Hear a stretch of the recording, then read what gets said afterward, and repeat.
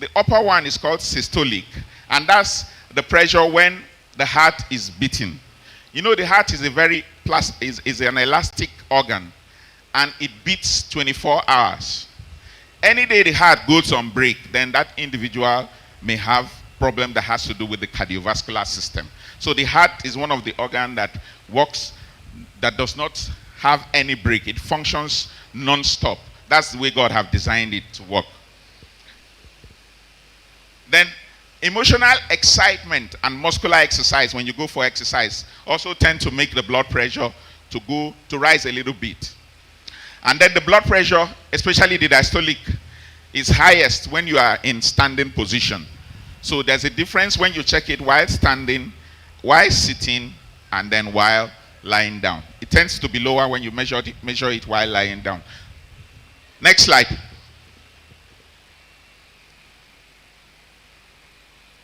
Okay, we've looked at the types of hypertension. We talked about primary hypertension and secondary hypertension. And I said up to 90 to 95% of cases of hypertension are primary with no known cause, while about 5% is secondary, where you have kidney abnormalities, rare tumors, adrenal abnormalities, and then pregnancy, what we call pregnancy-induced hypertension, PIH, or preeclampsia. Okay, next slide. Then there's another form of hypertension that is called white coat or masked hypertension. Go to the next slide. Let's talk about it briefly. Usually, white coat hypertension, when you check the blood pressure, is usually high while the individual is in the office. But when that individual goes back home, the blood pressure is normal. So we call it masked or white coat hypertension. You know, there are some persons, once they get to the hospital, you know, and they see someone with white coats, their countenance tends to change, and then they get some, their blood pressure tends to rise. Next slide. Okay, let's look at the prevalence of hypertension. By 1991, 11.2% of persons were projected to be having hypertension. You know, I told you of the study I did 3 years ago, and 33% of persons were actually hypertensive, which I said 70% were not even aware that they were hypertensive. Now, a study was carried out in Port Harcourt metropolis, and it revealed that 40.82% of persons were hypertensive, but only 13.3% of them were aware that they were hypertensive. So you can see it's a consistent problem or public health issue that needs to be addressed. So the risk increases with age. But just to let you know that recently, hypertension is also commoner in younger people and even children. You can see hypertension in children. Next slide. Next slide. Okay, let's skip this. Skip this. Just go to the next slide. We've looked at the risk factors. We talked about the things you can change. And we said physical inactivity, when you sit down a whole day to work without getting up. So when you are sitting down to work, especially those who work in offices, intermittently you should get up from your seat and take a walk and get back to continue your work. Stress is one of them. We mentioned them. Obesity, diabetes is also one of the risk factors. Then high cholesterol, those bad fats, you know, when you get them when you do a test we call lipid profile. And then unhealthy diet, like we saw. Then the things you can't change, the age, the gender, the family history, ethnicity, like we've seen before. Next slide. Okay, let's look at hypertension in women a little more closely. Some of the birth control pills that women take in order to prevent conception, some of them can actually predispose to hypertension. Like those ones we call combined oral contraception. They can predispose to hypertension. Then we've talked about pregnancy-induced hypertension, overweight, and then after menopause, there's a tendency that the woman may have elevated blood pressure, and it's commoner in African Americans than the Caucasians. Okay, let's see the next slide. So what are the complications of hypertension? Why are we talking about it? It can affect the brain. It can lead to stroke. It can affect the blood vessels. It can damage the blood vessels. And it can lead to aneurysms, what we call aneurysms. It can also lead to heart failure. Usually, like I said, the heart is a muscular organ that pumps 24 hours. When the heart begins to pump or begins to get weaker and it's no longer as elastic as it should be, it can lead to what we call congestive heart failure, where the person may start having swelling of the feet and then puffiness of the face and swelling of the tummy and all that. So you don't want to have any of this. And that's why what it's in your hands to do to prevent it, you need to do. Next slide, please. Okay, next slide. Those are just all the organs that hypertension can affect. Now let's look at classification of hypertension. When do we say the blood pressure is normal? The optimal blood pressure is the blood pressure with systolic level, that's the upper one, of 120 or below. And then the diastolic level, that's the lower one, of 80 or less. So 120 over 80 or less than 120 over 80. Does it make sense? That's the optimal blood pressure. Then after that, there's another level we call peri-hypertensive stage or pre-hypertension.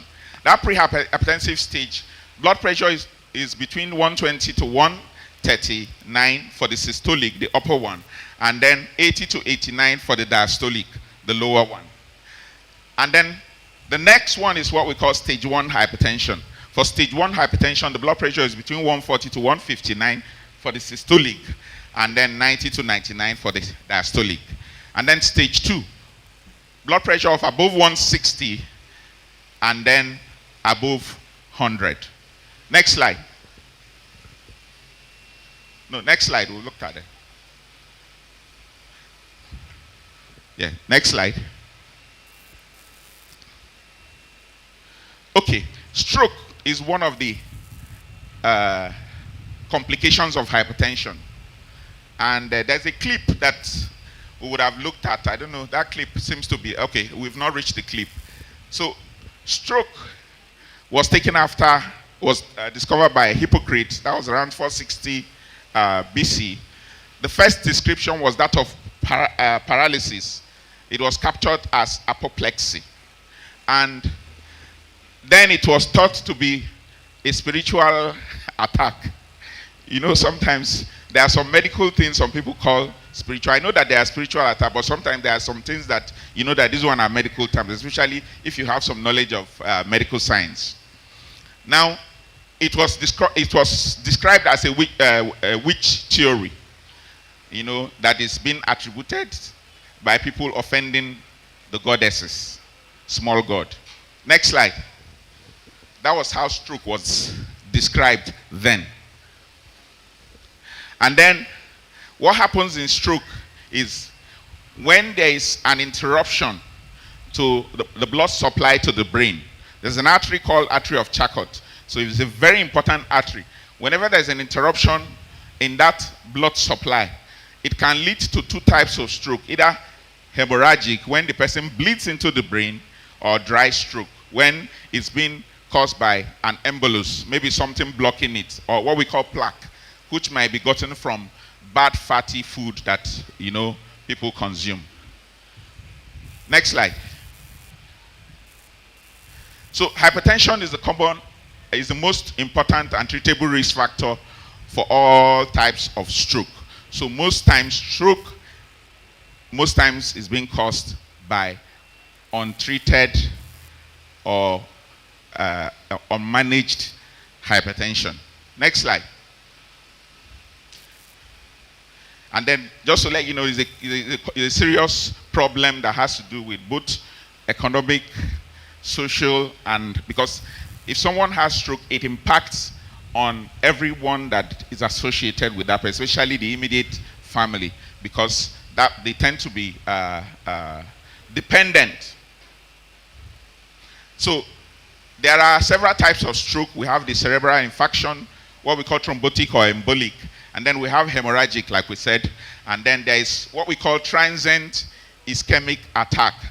In transient ischemic attack, it's a mini stroke that happens and the person recovers fully.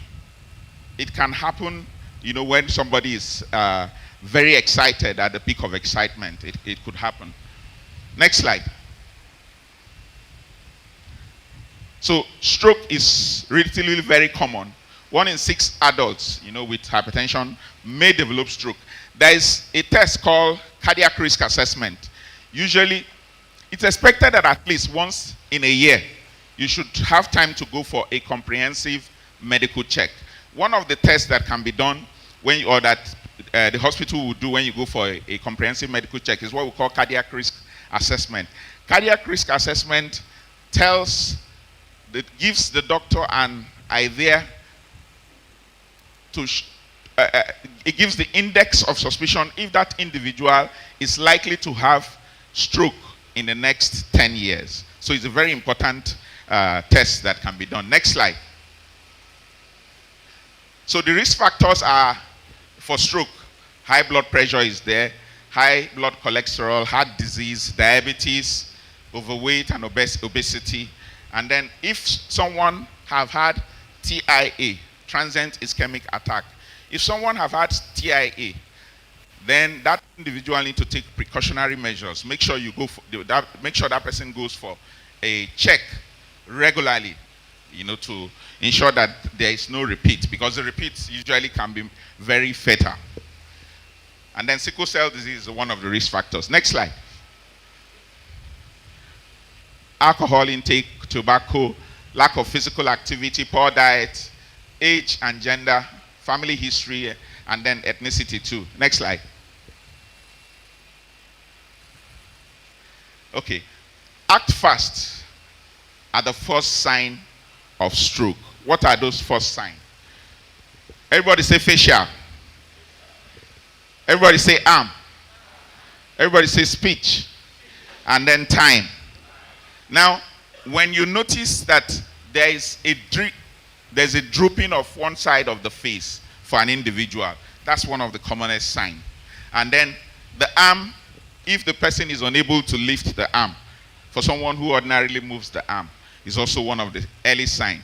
And then if that individual is having slurred speech, he won't be able to talk, tries to talk, but the speech gets slurred, then that's one of the signs. So what you need to do is call for medical attention fast, immediately. Next slide. Next slide. So stroke is basically brain attack. Next slide. Next slide. I want us to get to so let's look at the roadmap. And these are 6R. The things you need to do when you discover that someone is a victim. The first R there is recognition. Remember the face, the speech, and the arm, right? And then what do? You act fast by calling help, isn't it? Now, that's recognition. Then the next one is reaction. When you call for help, you call for a hospital that will be able to manage that individual. And then response, emergency response, that is at the center where that individual is taken to. And then CT scan or further investigation will reveal what type of stroke may have ensued. And then treatment and rehabilitation is the next line of management. Next slide. So the aim is to treat the individual and then find out if there are underlying disease or illnesses. You take care of them and then prevent or treat complications so that that individual will be rehabilitated and fully back to life, and then prevent future occurrence. Those are the important aim. Next slide. So in combating hypertension, make sure the individual has high blood pressure. If someone walks into a hospital, even though the person rests for 5 minutes and you check the blood pressure and it's high, that does not mark the person hypertensive. It might just be because the person is excited, or maybe something may have happened. There's a news the person had that temporarily made the blood pressure to be high at that moment. So usually the diagnosis is made when the individual goes to the hospital like 2 or more times and the blood pressure is being checked. Or you use what we call ambulatory blood pressure device. The ambulatory blood pressure device is you put it on the patient and then ask the patient to go with it. So it measures the blood pressure within a period of 24 to 48 hours.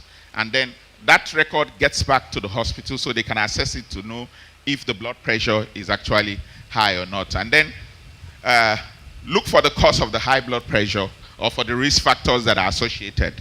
And then adopt a healthy diet, as we're going to see, and then reduce salt in your diet.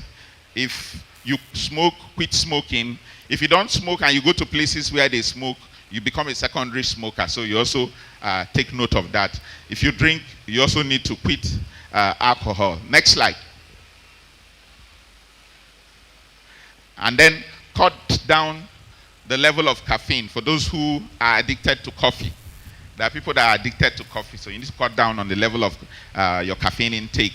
And then start exercise program if you don't. Maintain a healthy weight, and then avoid medications that may raise the blood pressure. Take your blood pressure medications if you have been prescribed. If a doctor has prescribed one, then it's advisable that you stick to the prescription. Next slide.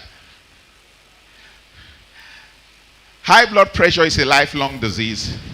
Blood pressure can be controlled and not cured. But before I conclude, I'd like to just tell you something.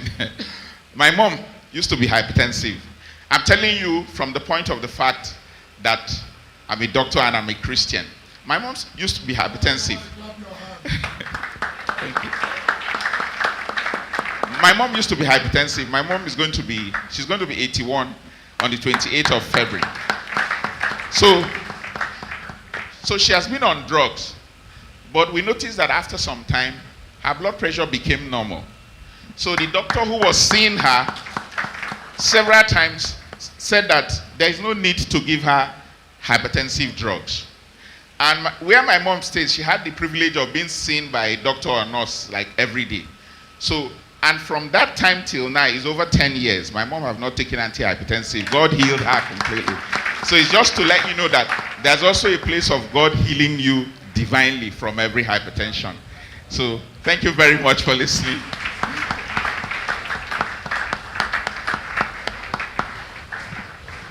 Somebody clap.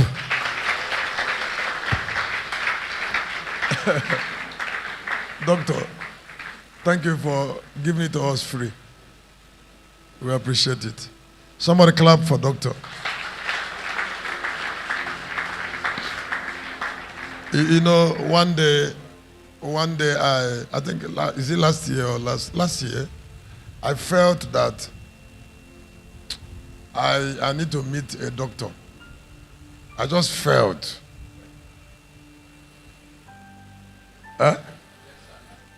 So I shared it with somebody, so the person invited a doctor. So, the way we feel, faith now. Faith doesn't like that. So the doctor has already come, and I was still contemplating whether I will still do it. Meanwhile, I'm the one that invited him. So the doctor said, Shepherd, I'm not telling you to treat. Just look, I want to look at your body and tell you how it is. Can you clap your hand? Just that. He said, I'm not asking you to take drug. So when he said, I like intelligence. When he said, you're not taking any drug, I want to check your body and tell you how it is. So I said, okay, check my body and tell me how it is.